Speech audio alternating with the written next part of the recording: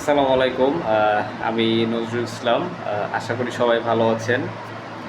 তো আজকে আমি একটা ব্যাপার শেয়ার করব। তো ব্যাপারটা হচ্ছে যে অ্যাডজাস্টমেন্ট অ্যান্ড স্যাক্রিফাইস, এই দুইটা জিনিসের মধ্যে পার্থক্য নিয়ে আমি আজকে কথা বলবো।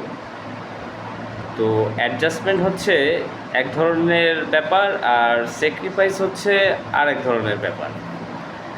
অ্যাডজাস্টমেন্টটা হচ্ছে আহ, ধরেন আপনি কোনো অফিসে জব করছেন বা কোনো প্রতিষ্ঠানে আপনি জব করছেন। আহ, আপনাকে বলা হলো যে অমুকের সাথে আপনি অ্যাডজাস্ট করে চলেন, বা আপনার উপর একটা কাজ চাপিয়ে দেওয়া হলো যে এই কাজটা অ্যাডজাস্ট করে চলেন। হ্যাঁ, বাট ডে বাই ডে আপনাকে অ্যাডজাস্ট করেই চলতে হচ্ছে। তো এই অ্যাডজাস্ট করতে করতে এক সময় দেখা যাচ্ছে যে আপনি বিরক্ত হয়ে যাচ্ছেন, বাট আপনি যে অ্যাডজাস্টমেন্টটা করছেন সেটার কোনো বেনিফিট বা ফিডব্যাক আপনি পাচ্ছেন না। তো যখন আপনি অ্যাডজাস্ট করতে পারছেন না, তখন সেটা আপনার স্যাক্রিফাইস পর্যায়ে চলে যায়। তো এটাই হচ্ছে বেসিক্যালি অ্যাডজাস্টমেন্ট আর স্যাক্রিফাইসের মধ্যে পার্থক্য।